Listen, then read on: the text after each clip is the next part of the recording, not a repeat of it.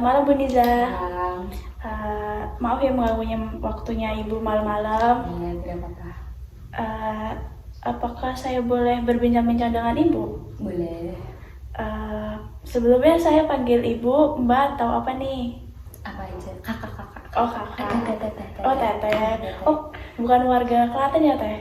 Sekarang warga, tapi asli saya bukan Klaten. Oh, alah, iya. Teteh ya, panggilnya ya. Oke, Teh. Teteh kegiatan sehari-harian nih ngapain aja ya? Kegiatannya beda-beda sih, dari pagi sampai sore kan ada jadwalnya masing-masing. Tapi kegiatan intinya saya mengajar. Ajar di SD, SMP, atau Saya SMA? ngajar di SMP. Oh, SMP di salah satu SMP Klaten ya? Ya, Selain ngajar tuh apa aja, apalagi kegiatannya?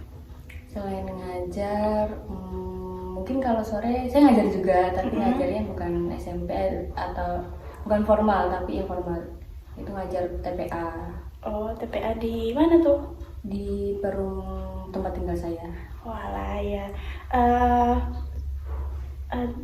Tentang sekolahan nih Teh. Nah, Teteh tuh di sekolah ini ngajarnya tuh mata pelajaran apa ya? Saya ngampu mata pelajaran bahasa Indonesia. Oh, bahasa Indonesia. Nah, sebelumnya apakah Teteh dulu pas kuliah tuh ngambil bahasa Indonesia atau pelajaran yang lain? Iya, saya ngambil bahasa Indonesia juga waktu kuliah.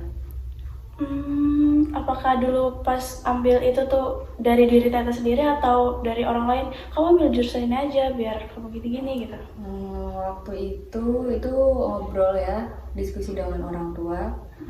Salah satunya mungkin lihat dari nilai rapot nilai jasa, karena waktu itu nilai jasa saya yang paling tinggi bahasa Indonesia.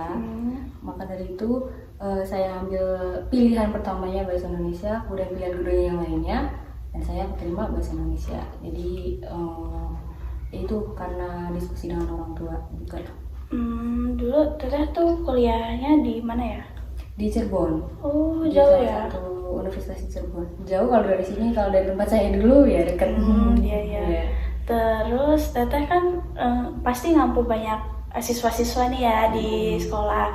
Nah, menurut Teteh tuh siswa-siswanya tuh gimana sih? Apakah pernah ada siswa yang bikin Teteh tuh kesel atau bikin gimana gitu? Ya, karena banyak siswa, banyak latar belakang mereka juga, jadi ya ada yang buat seneng, ada yang buat kesel, ada yang buat marah, ada yang buat happy, ya nano ya. Ya beragam lah siswanya, ya wajar kalau buat kesel atau lain sebagainya, ya ada aja yang seperti itu. Cara ngadepinnya gimana sih Teh? Ngadepinnya ya seperti tadi, tergantung sih masalahnya apa dulu gitu kan. Dilihat dari masalahnya, kita memecahkan masalah siswa itu ya dilihat dari masalahnya, dilihat dari karakter siswanya juga seperti apa gitu. Susah nggak sih kayak gitu kan, misalkan mungkin dari mungkin ya kan banyak nih Teh, jadi kan mungkin karakter itu juga berbeda-beda kan, pasti pusing nggak sih dari sebanyak itu nanganinnya? Kalau misalkan ada beberapa yang misal kasus gitu, susah nggak sih kan dalam satu kelas ada banyak kan. Nah itu tuh kalau ada yang riuh di sini tuh susah nggak sih nanganinnya? Karena kan kalau di sekolah tuh bukan satu guru yang menangani, kan bukan hanya satu guru kita. Kalau di sekolah saya khususnya, jadi kita bareng-bareng sama guru-guru yang lain, saling membantu. Jadi ya apapun masalahnya, apalagi saya kan bukan guru, bukan wali kelas, bukan guru BK, jadi basicnya hanya membantu gitu. Nggak ribut sih ya, itu bisa diselesaikan. Kalau ada masalah pasti harus diselesaikan oleh guru-guru di situ ya. Terutama misalkan guru yang misalkan ada masalah di jam saya, ya berarti otomatis saya wali kelas dan guru BK yang menyelesaikan gitu. Jadi nggak hanya sendiri, ada teman-teman yang lain, jadi nggak ribut. Berarti berkolaborasi dengan guru-guru lain. Ya. Terus tapi selama yang sama Teteh mengajar ini, apakah ada kesulitan-kesulitan yang Teteh jalanin gitu? Apa ada kendala-kendala? Kalau kesulitan, mungkin setiap tahapan manusia ya pasti menemukan kesulitan. Jangan kamu jadi mahasiswa sulitnya tugas-tugas, Ya, kan saya ya jadi guru ya ada kesulitannya, tapi kan itu bagaimana kita cara menyelesaikannya ya. Kalau kesulitan ya pasti kalau misalkan kita bisa lewati ya bisa selesai juga. Pasti ada kesulitan kok di setiap tahapan ya, setiap perjalanan hidup itu pasti ada kesulitan. Walaupun ya dimanapun kita berada, menjadi apapun pasti kita menemukan kesulitan sih menurut saya gitu. Iya iya ya. Berarti Teteh udah ngalamin kesulitan itu. Oh sebelumnya Teteh udah ngajar di SMP itu udah berapa lama? Dari 2021 mungkin berarti berapa ya? 4 tahun? Atau 5 tahun? 4 tahun? 4 tahun ya, 4 tahun. oh udah lama 21 juga. awal ya, lumayan 4 tahun. Apakah dari awal emang di situ atau gimana? Memang dari awal saya pilih di sekolah sekarang yang saya ya pokoknya saya kantor saya di sekarang gitu. Berarti dulu maaf sebelumnya mau nanya, kan mungkin sama saya juga jurusan pendidikan ya, mungkin saya mau apa ya, mau minta ujangannya gitu loh. Dulu Teteh ini kan jadi guru, ngambil pendidikan. Nah jadi guru tuh Teteh tuh ngikutin apa gitu biar bisa jadi guru? Mungkin kedepannya biar saya Ngikutin apa? ngikutin kayak jejaknya jadi guru juga gitu. Maksudnya ngikutin apa? Ngikutin jadi guru juga. Oh, supaya kamu mau jadi guru gitu? Iya kan juga Gitu? kan saya juga jurusan pendidikan gitu loh. Nah ya sebenarnya banyak kan kalau sekarang udah apa ya, menjadi udah nggak apa ya, udah menjadi rahasia umum ya kalau seorang guru itu bagaimana gitu ya di pandangan masyarakat. Harus kuat secara mental juga, harus ikhlas juga. Itu kalau misalkan mental kamu nggak kuat ngadepin, nggak hanya ngadepin siswa kan, karena ngadepin teman-teman juga, ngadepin atasan, ditambah ngadepin siswa gitu kan. Kalau di kantoran kan mungkin ngadepin atasan dan teman-teman aja. Kalau di sekolah kan ngadepin siswa, jadi harus kuat mentalnya, harus lebih pintar daripada siswanya juga.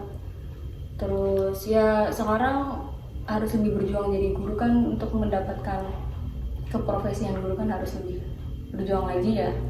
Jadi ya apa ya, kalau saya sih mungkin karena dulu sebenarnya bukan dari awal mau saya jadi guru gitu, karena mengikuti tadi diskusi dengan orang tua itu, kemudian ambil manfaat dan mudaratnya. Jadi saya mau jadi guru di lelahnya, dimudahkan jalannya ya, pasti dengan perjuangan ya. Pasti apa ya, misalkan mencapai sampai titik ini itu kan dalam berjuang, tapi memang awalnya mengikuti saran orang tua gitu, diskusi dengan orang tua. Nah kalau misalkan Mbak Manda pengen jadi guru, coba diskusikan dengan orang tuanya, barangkali orang tuanya ikhlas jadi guru yang monggo. Kalau saya dulu seperti itu ya, barangkali orang tuanya menginginkan menjadi yang lain ya, kalau Mbak Mandanya menerima dan yakin ya udah jalan apa namanya, mengikuti saran dari orang tua itu. apakah dulu Teteh pernah ada penyesalan terus Teteh tuh kayak nggak bisa dia ngambil pendidikan jurusan ini gitu, pernah nggak?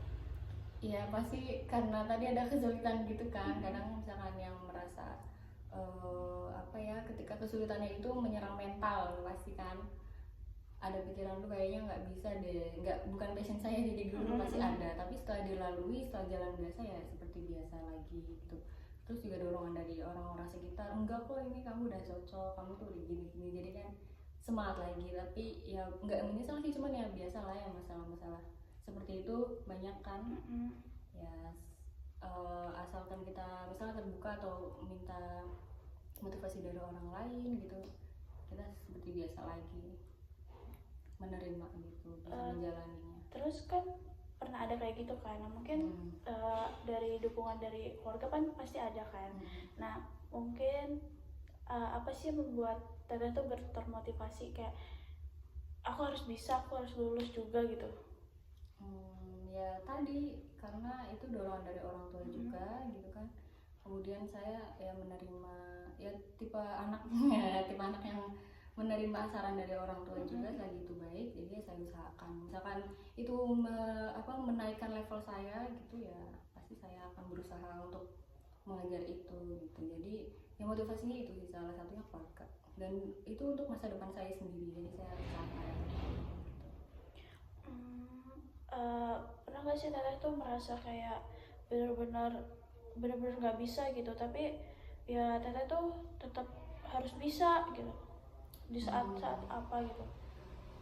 apa ya, kayak alhamdulillah selama ini enggak ya, maksudnya alhamdulillah sampai ini ya mungkin awalnya ada denial, misalkan mendapatkan apa atau diberikan cobaan apa atau apa, awalnya kan pasti, tapi tidak sampai berlarut-larut seperti itu, hanya sekedar di apa ya, dirasa, kemudian kalau sudah ya sudah saya gitu, biasa aja lagi.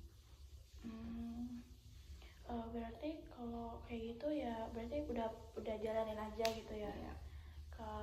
Terus juga kalau misalkan jadi guru tuh apakah harus lulusan guru kah atau gimana? Kalau untuk sekarang harus lulusan guru ya. Kalau kan Harus lulusan ada guru. juga tuh misalkan dari dengar-dengar juga nggak dengar-dengar juga sih kan emang kalau sekarang tuh guru mata pelajaran itu kan pasti kan guru mata pelajaran itu kan juga pasti dia mengampu pelajaran-pelajaran lain. Nah itu kata juga kayak gitu nggak? Enggak pasti sebenarnya, itu tergantung gimana kita dapat sekolahnya ya. Kalau saya dulu pernah, sebelum saya banyak, termasuknya salah satu guru yang banyak mengampu mata pelajaran yang lain juga. Pertama saya kesini karena waktu itu COVID dan anak-anak nggak masuk sekolah ya, jadi saya diberi cuma diberi satu kelas bahasa Indonesia, yang lainnya BK. Kemudian tahun setelahnya saya diminta karena guru BK-nya sudah ada, guru bahasa Indonesia juga sudah sertifikasi harus mengambil jam juga, harus jamnya tuh harus 24 jam, jadi saya mengampu PKN. Setelah itu saya pernah mengampu matematika juga sebentar.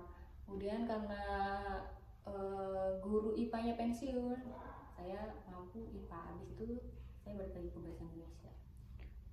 Apakah kayak gitu nggak bingung kan? Kita kan dulu kan teteh kan pelajarannya itu kan ngambilnya jurusan bahasa Indonesia. Nah tiba-tiba di sekolah tuh bisa ambil PKN matematika, itu IPA itu harus belajar lagi materi itu atau Iya, itu kan salah satu kesulitannya di dalam menjadi guru ya, apalagi guru muda itu pasti. Mungkin banyak yang seperti saya juga yang kuliahnya apa, punya ijazahnya apa, dan ngajarnya apa. Selagi belum sertifikasi, kalau bahasa guru ya, belum sertifikasi itu masih diperbolehkan guru lain mengajar. Kalau sudah tidak ada sekali ya, kalau di sekolah itu udah nggak ada gurunya, baru misalkan ada guru lain dari mata pelajaran lain boleh mengampu mata pelajaran itu. Nah ya itu kan tadi salah satu kesulitannya ya, setiap masuk pelajaran, setiap mau masuk kelas ya pasti saya belajar dulu ya, pasti dipersiapkan dulu. Toh anak-anak juga kan taunya memang sumber sekolah, di sekolah saya kan sumber utamanya memang hanya guru, walaupun sudah dibekali dengan yang lain, tapi mereka tetap bersumber pada guru. Jadi ya saya belajar sebelum masuk kelas, dan anak-anak yang menerima apa yang saya ajarkan sih ke mereka itu. Oh iya berarti jadi harus mempelajari pelajaran itu dulu. Ya tentu harus pelajari dulu, karena kan itu udah bukan materi yang kita kuasai ya sebenarnya. Cuman kan kita berusaha untuk menguasai materi tersebut dengan baik, walaupun memang mungkin tidak sebaik guru mata pelajaran yang aslinya, tapi kan kita harus mencoba memberikan yang terbaik kepada anak-anak. Jadi kita biasanya sih ya belajar dulu. Kalau saya sebelum masuk kelas itu pasti menyiapkan dulu materinya, medianya, tekniknya, dan lain sebagainya harus disiapkan dulu gitu. Berarti susahnya di situ juga ya? Ya mungkin salah satunya. Apakah selama mengampu mata pelajaran selain bahasa Indonesia itu pernah mengalami kesulitan atau kayak nggak bisa ngejelasin ke anak-anak karena ini bukan passion, bukan di materi aku dulu gitu? Alhamdulillah enggak ya, karena kita mempersiapkan, jadi mungkin kita tahu misalkan ya sebenarnya kayak jadi siswa lagi, kita juga harus belajar dulu, dan misalkan belum cukup juga untuk dibagi ke siswa, jadi kita harus menambah dari yang lain gitu. Jadi tetap karena belajar itu jadi bisa sih. Pernah ngeblank gitu pas ngajar pelajaran selain bahasa Indonesia, kayak ini apa ya gitu? Ngeblank sih ya mungkin suatu waktu ya ada ngeblank, tapi kan ada buku pegangan. Kayaknya sih kalau ngeblank juga kan bukan ngeblank yang kayak apa apa ya abis ini enggak, paling cuman lupa apa gitu bisa ditutupi lah dengan kita juga guru tuh harus bisa ini juga improvisasi gitu kalau bahasa ini ya apa namanya teater gitu karena kita yang memegang peran penting dalam kelas. Jadi kita harus bisa walaupun kita lupa nih nggak tahu nih materinya apa misalkan kalau misalkan sampai seperti itu ya kita harus bagaimana caranya siswa itu tidak mengetahui kalau kita ini lupa atau tidak tahu bahkan materinya gitu. Tapi kalau selama ini selama saya mengambil pelajaran lain alhamdulillah sih yang enggak ya seperti itu karena saya menyiapkan dulu di sebelum pertemuan itu sangat disiapkan gitu.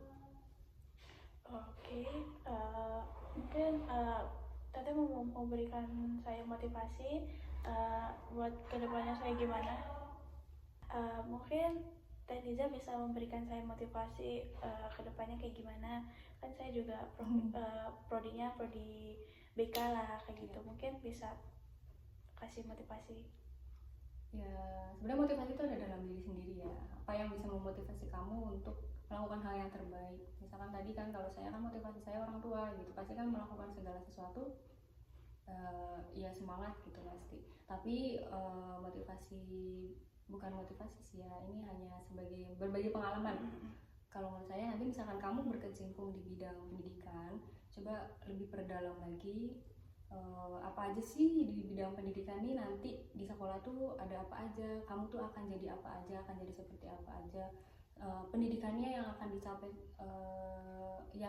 kamu tuh apa aja, seperti kan misalkan lulus kuliah bisa mungkin kamu cari-cari informasi mengenai kuliah S2-nya atau PPG-nya gitu kan, atau mulai cari-cari informasi di sekolah mana nih yang membutuhkan atau bagian apa nih yang membutuhkan gitu. Jadi prepare untuk beberapa tahun ke depan kamu harus cari informasi itu supaya pas waktu udah sampai kamu lulus kamu sudah tahu kamu mau kemana gitu. Jadi ya harus mempersiapkan masa depan kamu dengan tadi apa yang membuat kamu termotivasi itu harus kamu cari sebenarnya. Kalau saya ngasih tahu ayo cepet semangat tapi kamunya tidak semangat kan ya itu sebenarnya hanya motivasi masuk telinga kanan keluar telinga kiri aja. Jadi menurut saya kamu harus cari motivasi kamu sendiri itu sih apa gitu yang bisa memotivasi kamu, bisa membuat kamu semangat. Kemudian kamu dalami profesi apa yang kamu mau. Misalkan mau jadi guru ya tadi yang seperti saya bilang harus jadi guru tuh seperti apa, kerjanya guru tuh apa aja. Kemudian yang bisa meningkatkan derajat guru tuh apa, misalkan kuliah lagi kah atau ikutin PPG atau ikut CPNS misal barangkali ada ya seperti itu. Jadi harus gali informasi. Oke, Bu, terima kasih atas motivasinya. Maaf sudah mengganggu malam. Mungkin ini udah selesai. Ya. Assalamualaikum warahmatullahi wabarakatuh. Assalamualaikum warahmatullahi wabarakatuh.